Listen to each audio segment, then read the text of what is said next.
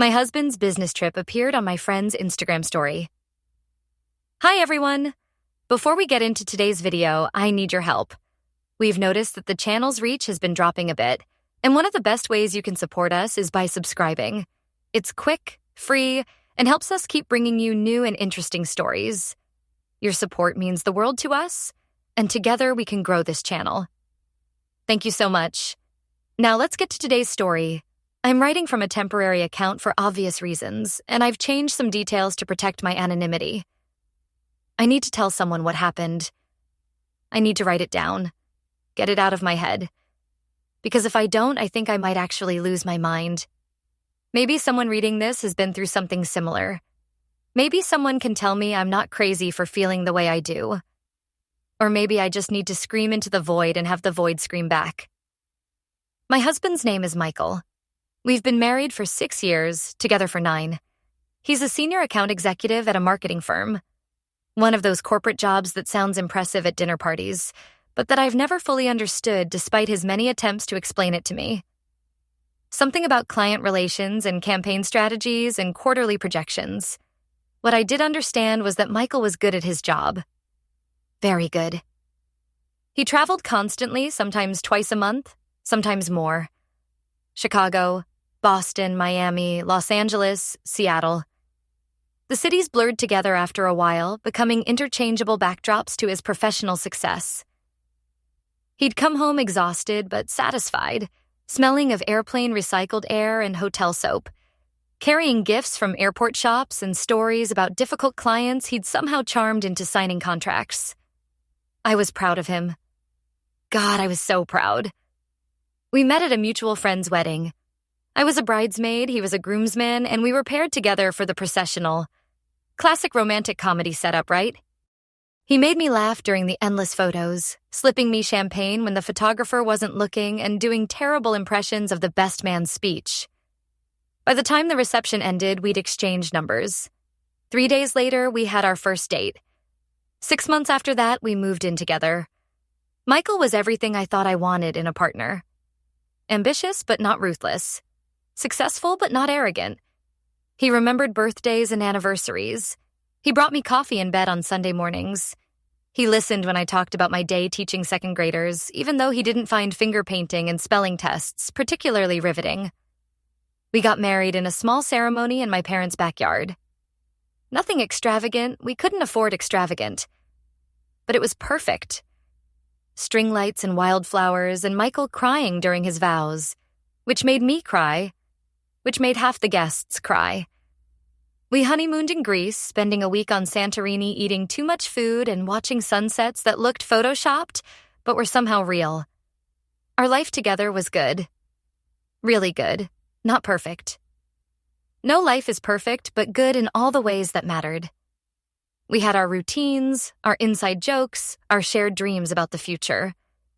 We talked about buying a bigger house, about having kids eventually, about growing old together on a porch somewhere drinking wine and arguing about whose turn it was to feed the hypothetical dog we'd inevitably get.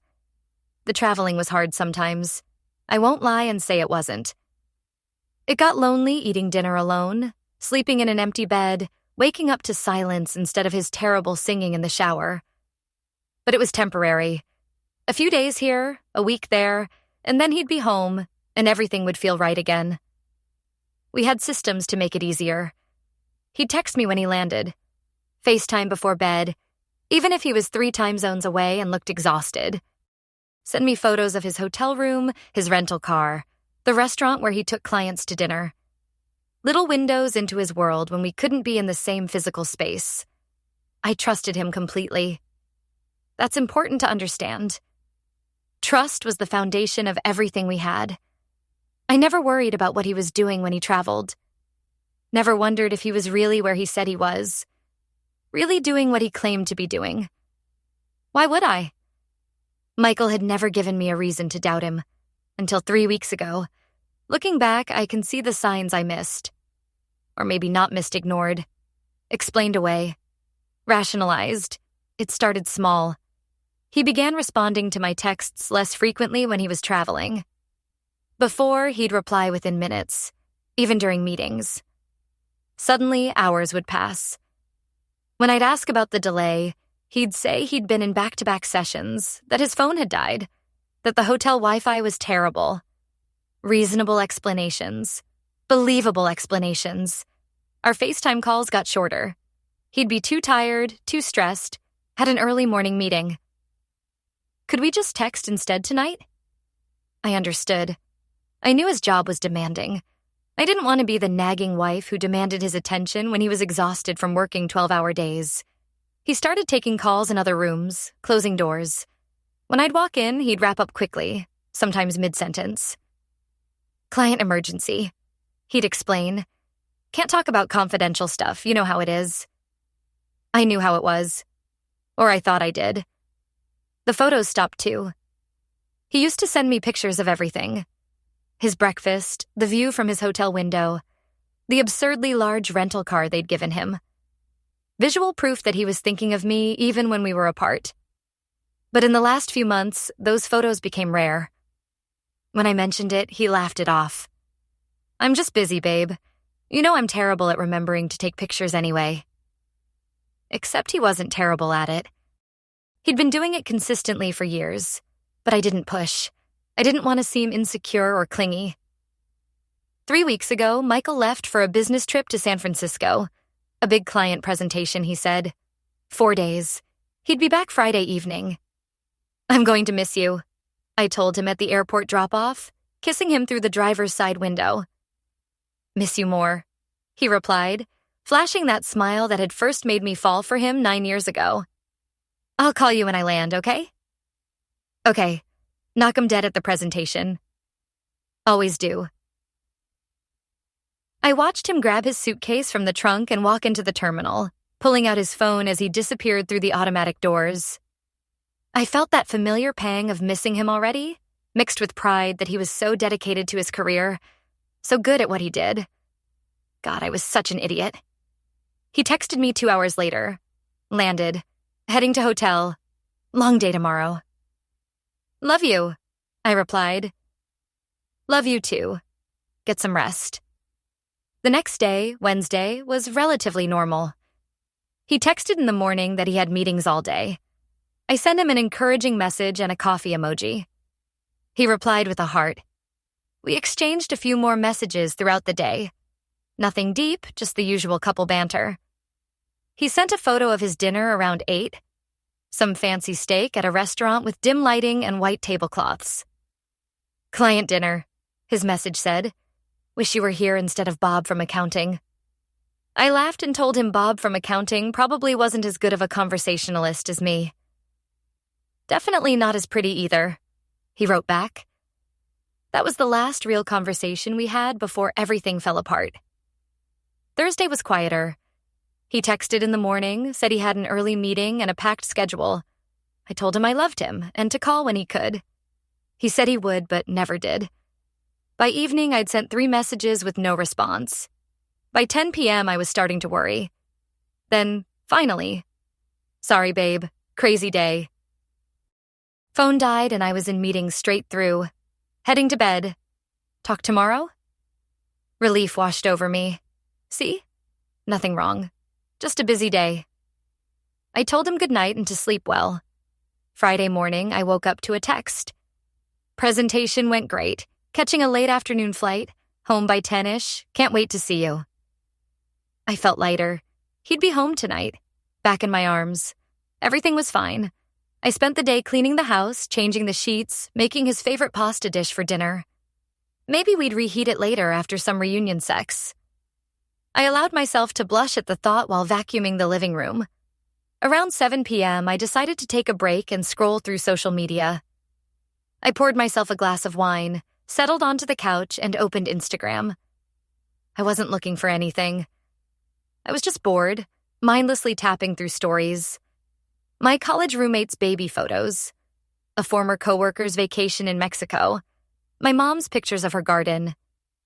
And then I saw it. My friend Jessica's story. Jessica, who I'd known since high school.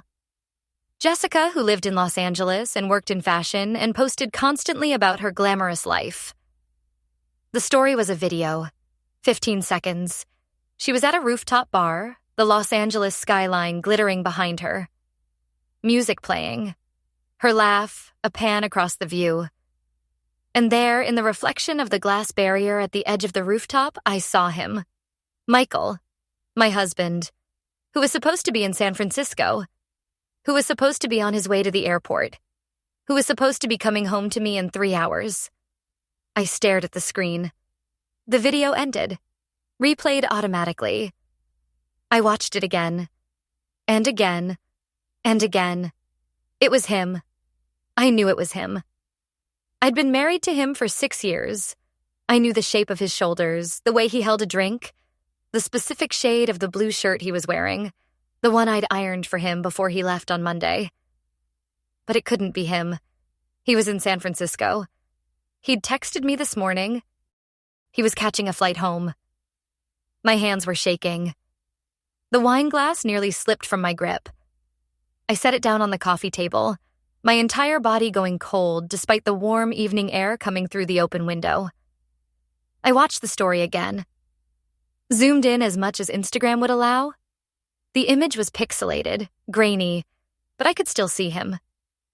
Still see the way he laughed at something someone off camera said. Still see him standing there, hundreds of miles from where he was supposed to be. Los Angeles. He was in Los Angeles. With Jessica. My brain couldn't process it. Couldn't make the pieces fit together into any kind of logical picture. There had to be an explanation. A reasonable explanation. Maybe his trip had changed and he'd forgotten to tell me. Maybe the presentation had been moved to LA at the last minute. Maybe Jessica was there for work too and they'd just happened to run into each other. Except he'd texted me this morning saying he was in San Francisco. Specifically said the presentation went great. The presentation that was supposedly in San Francisco. And he'd said he was catching a flight home, not a flight to Los Angeles. I opened my messages with Michael. My fingers could barely work the screen. Me. Hey, how's SF? Still on track to be home by 10? The message showed as delivered. Then, after 30 seconds, read. I watched the dots appear, disappear, appear again. Michael. Yep. Just grabbed dinner. Heading to airport soon. I felt sick. Actually, physically sick. My stomach lurched. I ran to the bathroom and threw up the wine and the anxiety and the horrible, dawning realization that something was very, very wrong.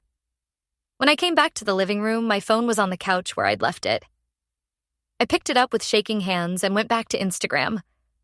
Back to Jessica's story. I watched it 15 more times, 20, 30. It was definitely him, and he was lying to me. I opened Jessica's profile. We weren't super close. Hadn't been for years, really, but we followed each other, liked each other's posts occasionally, sent birthday messages. I clicked on the message icon. Me. Hey, I saw your story from tonight. That rooftop place looks amazing. Where is it? 3 dots immediately. She was online. Jessica. Hey girl, it's this new place in downtown LA called Sky Bar on Spring. So beautiful. You should come visit and we can go. Downtown LA. My husband was in downtown Los Angeles with my friend, who didn't seem to think there was anything strange about it. Me. Looks like you're having fun. Who are you there with? The dots appeared and disappeared for almost a minute. When her response finally came, my heart stopped. Jessica. Just some work people. You know how it is, client entertainment stuff, work people. Client entertainment. The same phrases Michael used. I stared at my phone, at Jessica's message, at the casual emoji that felt like a slap across the face. Did she know? Did she know Michael was married? Did she know he'd told me he was in San Francisco? Or was she part of it? Part of the lie? My phone buzzed. A text from Michael. Michael. Boarding soon. See you in a few hours. Love you, I wanted to scream. I wanted to throw my phone across the room. I wanted to call him and demand to know what the fuck was going on. Instead, I took a screenshot of Jessica's story. Then another of our message exchange. Then I opened Michael's messages and screenshotted every text from the past week. Evidence. I needed evidence. Because some rational part of my brain was already telling me that if I confronted him without proof, he'd deny it. He'd explain it away. He'd make me feel crazy for even suggesting something was wrong. I went to our laptop and logged into our phone account. We had a family plan, and I was the primary account holder. I pulled up Michael's phone records. There were dozens of calls over the past month to a number I didn't recognize. Long calls. Some lasting over an hour. Calls at odd times. Early morning, late at night, during times when he was supposedly in meetings or on flights. I reverse searched the number. It came back to a Los Angeles area code. Los Angeles. Where he was right now. Where Jessica was. I felt like I was watching my life from outside my body. Like this was happening to someone else, and I was just an observer, noting details with clinical detachment. Detail. Your husband is lying to you. Detail. He's been lying for weeks, maybe months. Detail. He's in Los Angeles with another woman. Detail. That woman might be your friend. Detail. Your marriage is not what you thought it was. I don't know how long I sat there, staring at the laptop screen, at the phone records that told a story my husband hadn't. The pasta I'd made for dinner sat cooling on the stove, uneaten. The fresh sheets on the bed upstairs were suddenly obscene in their optimism. At 10:37 p.m., my phone rang. Michael's name and photo, the one from our honeymoon, where he's kissing my cheek and I'm laughing lit up the screen. I let it ring 4 times before answering. Hey, baby, I'm in the car from the airport. Should be home in 20 minutes or so. Traffic is light. His voice sounded normal, cheerful, loving, completely and utterly convincing. How was your flight? I asked, my own voice sounding foreign to me. Too calm, too steady. Fine, uneventful. I'm exhausted, though. It's been a long week. I bet. How was San Francisco? Good. Really good.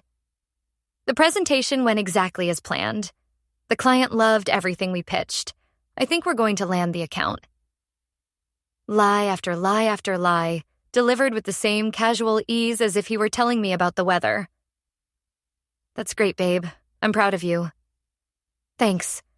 Hey, I know it's late, but I'm starving. Did you make anything for dinner? I made pasta. Your favorite. You're the best. God, I missed you. Missed you too, I said, and I meant it. I missed the version of him I thought existed. The version who loved me and was faithful and would never look me in the eye and lie so effortlessly. I'll be home soon, okay? Love you. Love you. I hung up and sat in the quiet house, waiting for my husband to come home from his business trip to San Francisco that he'd never actually been on. 23 minutes later, I heard his key in the lock. He came through the door rolling his suitcase, looking exactly as he always did after a business trip. Slightly rumpled, tie loosened, hair a bit messy. He smiled when he saw me standing in the living room. There's my beautiful wife, he said, walking over to kiss me. I let him. Let him press his lips to mine. Let him wrap his arms around me. Let him hold me close while the smell of airport and rental car and lies surrounded us. I need to ask you something, I said when he pulled back. Something in my tone made his smile falter. Okay, what's up? How was San Francisco? It was good. I told you on the phone. What hotel did you stay at? His eyes flickered, just for a second. Just long enough for me to see the calculation happening behind them. The Marriott downtown. Why? What did you have for dinner last night? I told you steak at that restaurant with the client. Baby, what's going on? I pulled out my phone and opened Instagram, pulled up Jessica's story, turned the screen toward him. Then why are you in Los Angeles? I watched his face, watched the color drain from it, watched him open his mouth, close it, open it again. Watched him try to figure out what to say, how to explain, What lie might still work? Sarah, I can explain. Can you? My voice was shaking now, all the calm evaporating. Can you explain why you've been lying to me about where you are? Can you explain why you told me you were in San Francisco when you were actually in LA? Can you explain who you've been calling for hours at a time? Can you explain what the fuck is going on?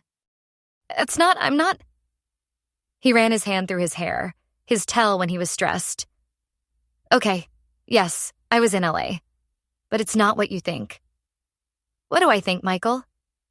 The trip changed. The client wanted to meet in LA instead of SF at the last minute. I meant to tell you, but it was so hectic and... Then why did you text me this morning saying you were in San Francisco?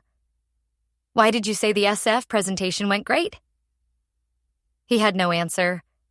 Just stared at me with that trapped animal look I'd never seen on his face before.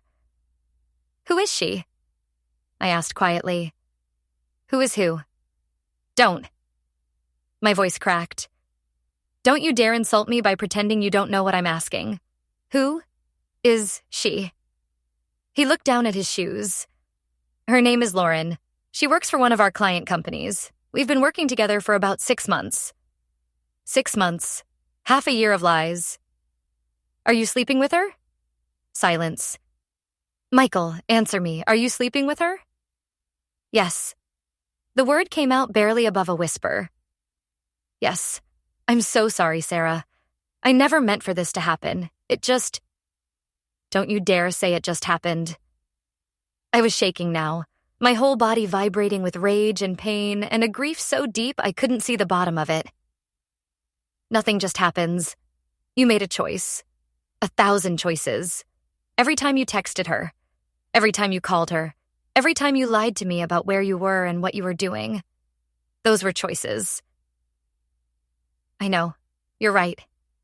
I'm so sorry. How many times? I needed to know. Needed to understand the scope of the betrayal. How many trips were real business and how many were to see her? How many? Most of them. He was crying now too.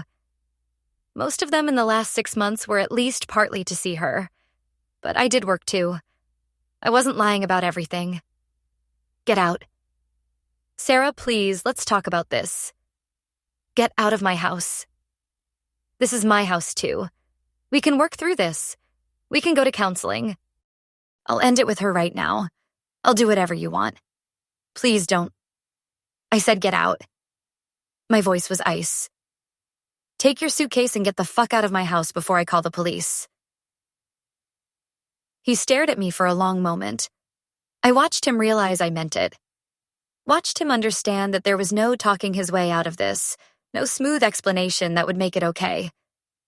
Where am I supposed to go? I don't care. Go to Lauren's, go to a hotel, go to hell.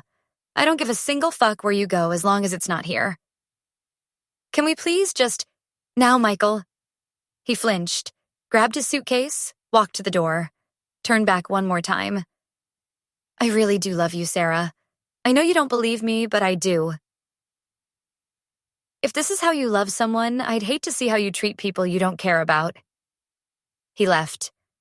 The door closed behind him with a soft click that sounded like the end of everything. I stood in the living room for a long time, listening to his car start, listening to him drive away, listening to the silence that filled the space he'd occupied. Then I went to the kitchen, picked up the pot of pasta I'd made, and dumped the entire thing in the trash. The next few days were a blur. I called in sick to work. Couldn't imagine standing in front of 25 second graders and pretending everything was fine. My sister came over when I called her sobbing at 2 a.m. She held me while I fell apart, while I cried so hard I couldn't breathe, while I screamed and raged and grieved. Michael tried to call, tried to text. I blocked his number. He tried to come to the house. I didn't answer the door. He sent flowers with a note. I'm so sorry. Please let me explain. I love you. I threw them in the garbage. On Monday, I hired a divorce attorney. Her name was Ruth, and she was exactly what I needed. Sharp, efficient, and ruthlessly pragmatic. Do you want to try to save the marriage? she asked at our first meeting. No. Good. That makes this easier. Let's get you everything you're entitled to. I also messaged Jessica.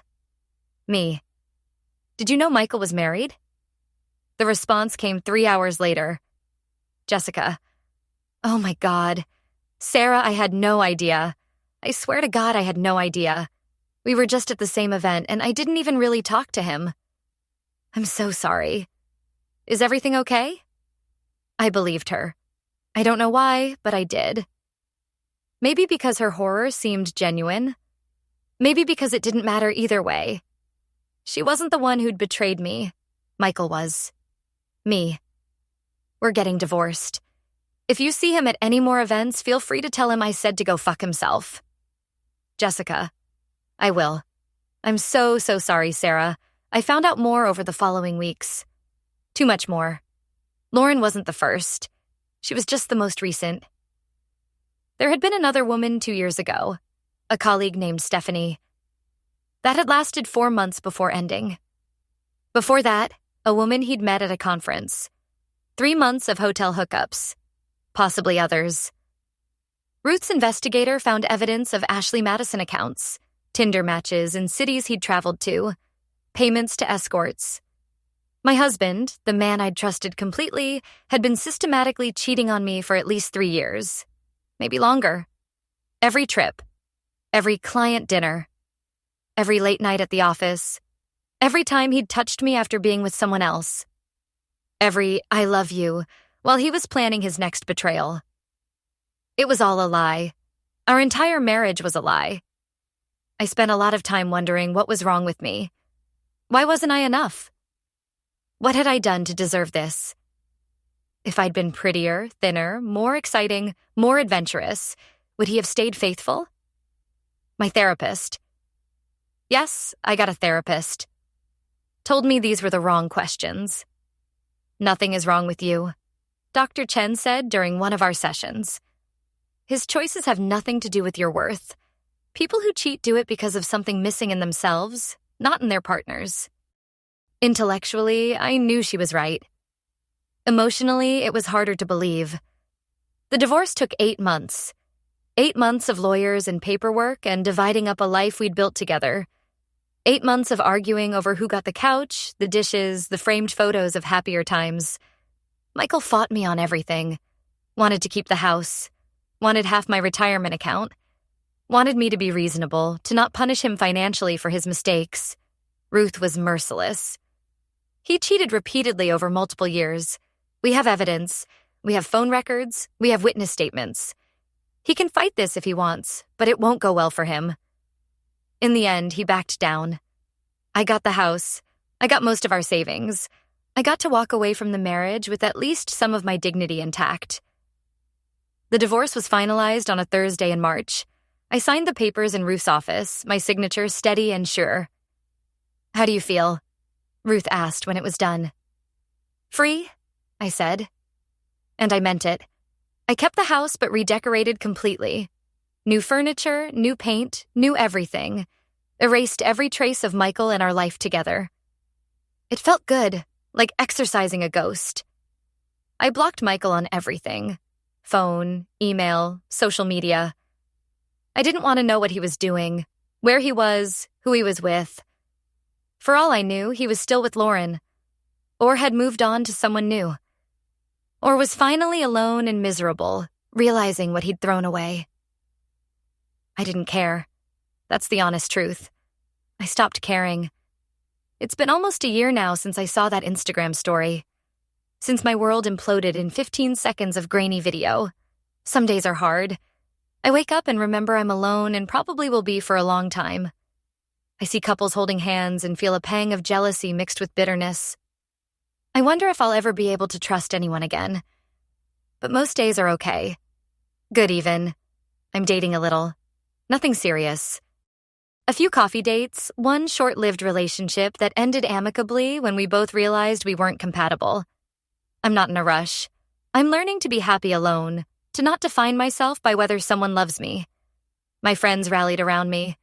Jessica apologized profusely and has become closer than ever, regularly checking in and dragging me out when I'm spiraling. My sister calls me every day. My mom comes over for dinner once a week. I'm surrounded by people who actually give a shit about me, who don't lie, who show up when they say they will. I got a promotion at work, started training for a marathon, adopted a cat named Waffles who's an asshole, but I love him anyway. Built a life that's mine, not ours. And sometimes, late at night, I think about Michael. Wonder if he regrets what he did. Wonder if he thinks about me. Wonder if he ever tells Lauren or whoever came after her about his ex-wife, about how he threw away a good thing because he couldn't keep it in his pants. But mostly, I don't think about him at all. Because here's what I've learned. Betrayal like that doesn't actually destroy you unless you let it. Yes, it hurts. God, does it hurt? But pain is temporary. Pain fades. What doesn't fade is the knowledge that you survived, that you walked through fire and came out the other side, that you're stronger than you ever thought you could be. Michael took a lot from me. My trust, my sense of safety, years of my life, the future I thought we'd have together. But he didn't take me. The core of who I am, the parts that matter, those are still here, still whole, still mine. And that's more than enough. To anyone reading this who's going through something similar, I see you. I feel your pain. I know how much it hurts to realize the person you loved wasn't who you thought they were. But you will survive this. You will heal. You will be okay again. It won't happen overnight. It won't be easy. Some days you'll want to give up, to crawl back to the person who hurt you because loneliness feels worse than betrayal. Don't. You deserve better.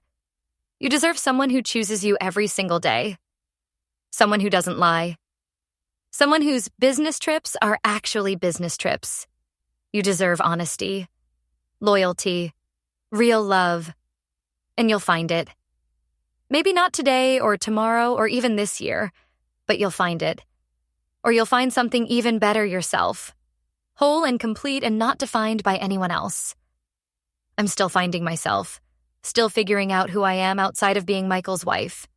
But I'm getting there. And if I can do it, anyone can. So here's to Instagram stories that accidentally reveal the truth. Here's to the end of lies and the beginning of something real. Here's to survival and second chances and learning that sometimes the best thing someone can do is leave. Here's to life after betrayal. It's mine now. All mine. And it's pretty damn good.